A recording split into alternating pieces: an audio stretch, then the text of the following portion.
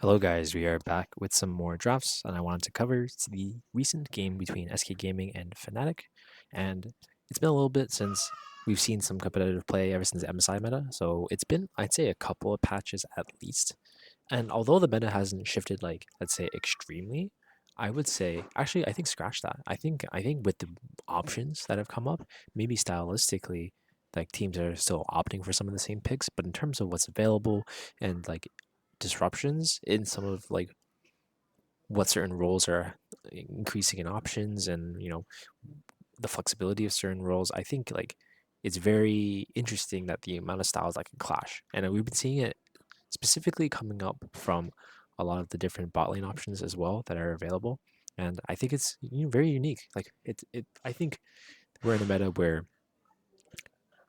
team styles and the way teams like to play the game is becoming more and more important versus just having an objectively best style. And this is a really good example of that because teams are opting to play certain ones and kind of counter each other. So it starts off with some of the priority picks that are very prominent across all regions. I would say there's a little bit of variance depending on what it is. Like some teams are not favoring the LeBlanc as much, but other things like the Skarner and the Rumble are very, very high priority, and sometimes it can be exchanged if they want it to be.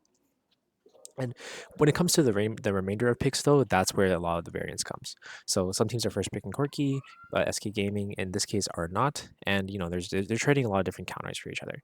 So a team like Fnatic is still willing to opt for very heavy domination in the bottom lane, go for the Varus.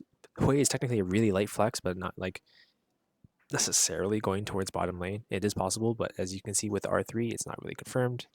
And something that has come back up is this Ezreal with the buffs that's coming back in. We've been seeing the poke condition come from Ezreal ADC. We've been seeing the classic ADCs that we've been seeing before and the various Callista. We've even been seeing the resurgence of the backline AD carries like Kaisa that coming back in, combined with things like the Tristana. And then even things like Jinx and Ave, like it's very, very diverse. It's not what it used to be for the bottom side of the map, especially.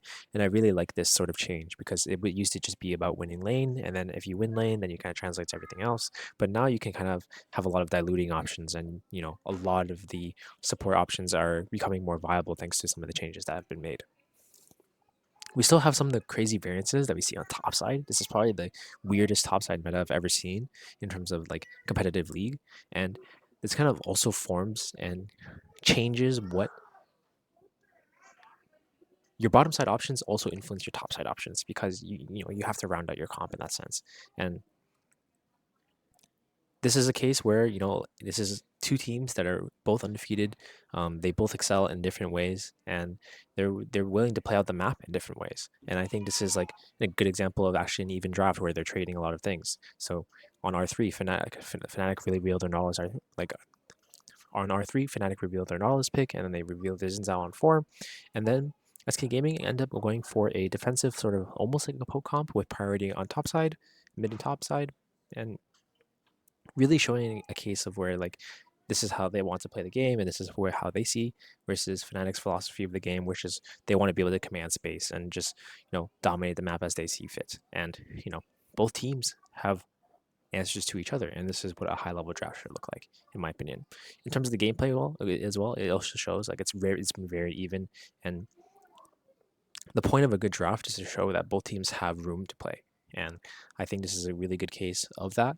And as you can see, it's really, really drawn out. And I really like the fact that both teams are really thinking a lot. And I just want to point that out. So I think this is a good opportunity for us to encourage and look for how this meta develops. Maybe certain styles can come up, but you know, the point is to appreciate the variance in the champions pick. So just wanted to kind of give some insight there. And yeah.